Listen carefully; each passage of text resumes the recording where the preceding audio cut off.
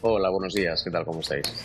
Analizando esa conversación en exclusiva con Daniel Sancho, nos decía eso, ¿no? Que su deseo era volver a España, que hiciéramos todo lo posible. Como experto, ¿qué posibilidades tiene de que eso pase y sobre todo los tiempos? ¿Cuándo?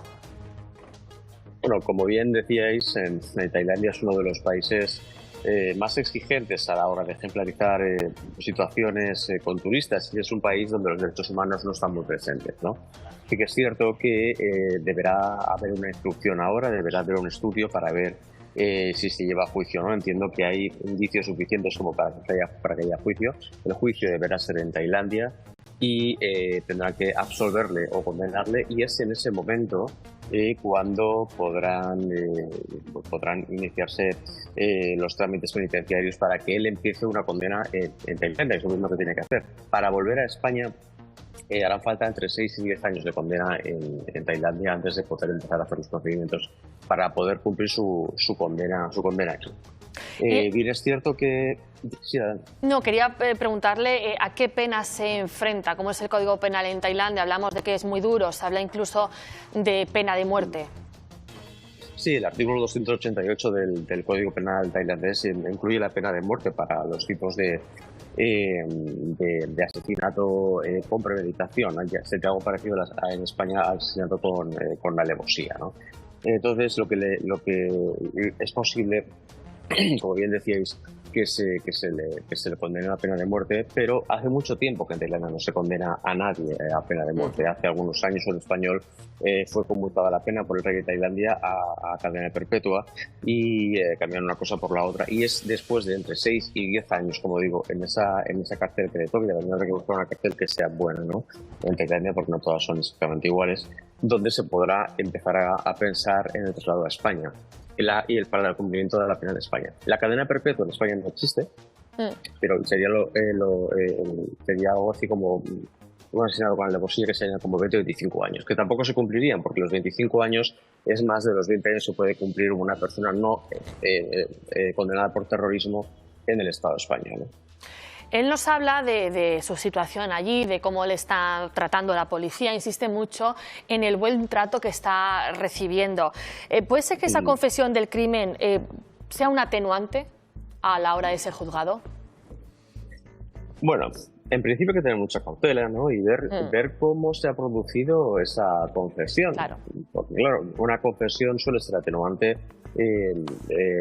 La colaboración con la policía, la colaboración con la justicia suele ser un atenuante, ¿no? Y hay una cosa que creo que no he seguido mucho este tema todavía, pero creo que no se ha hecho todavía, y es que la ley constitucional o el derecho constitucional en Tailandia, a diferencia de España, permite tener a un detenido en dependencias judiciales antes de pasar a disposición judicial entre 2 días y 12 días, lo cual es una barbaridad, ¿no? En España son 3 días. Entonces, Tailandia es un derecho que no respeta los derechos humanos. Habría que ver en qué situación se ha producido esta confesión, en qué situación, si ha sido bajo coacción, si ha sido con abogadas. Creo que ha habido 2 abogadas en turno de oficio, ¿no? Porque además la ley establece en Tailandia que está relacionada con una no tiene que haber abogados en turno de oficio, y sobre todo porque lo ha hecho, ¿no? Puede ocurrir, y es muy habitual, que poniendo una prueba detrás de otra ante una persona joven que no lleva mucho tiempo allí y que esté asustada, le digan, bueno, pues si firmas la confesión, pues va a ser mucho más fácil la colaboración, se te va a tratar mejor en el tribunal. Entonces, hay que ver esa confesión. El hecho de que haya confesado no significa que sea culpable. El hecho de que haya confesado no significa que luego pueda cambiar su versión, ¿no? Habría que ver por qué lo ha confesado, qué es lo que ha confesado y por qué. Porque también lo que dice, con el debido respeto, no tiene mucha coherencia, ¿no? Hay que también evaluar su salud mental en este momento. Si lo que ha pasado ha sido producto de un miedo insuperable, o sea, se ha visto una situación sin salida, o a ver qué es lo que ha pasado y en qué situación ha confesado eso. Claro, eso va a ser clave para la defensa. Si finalmente es condenado, ha quedado claro que parte de esa condena la pasará en esas cárceles en Tailandia. ¿Cuál es la situación de las cárceles allí? Bueno, eso ya es un tema un poco más complicado. De hecho, yo creo que hay algún documental que se dedicaba a esto.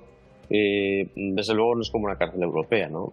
Los medios son menores, ahí se producen hacinamientos, más peligroso.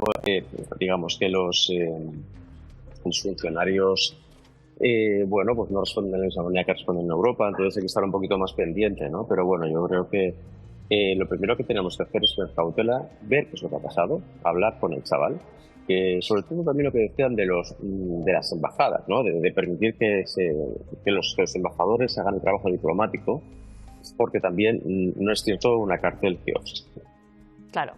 confiar en José las Montero, embajadas. muchísimas gracias por atendernos hoy y arrojar algo de luz, porque como decimos es un caso con muchísimas incógnitas y muchísimas dudas. Muchas gracias. Muchas gracias a vosotros. Buenos días. Lo apuntaba muy bien el letrado, el abogado. Hay que ver esa confesión, en qué condiciones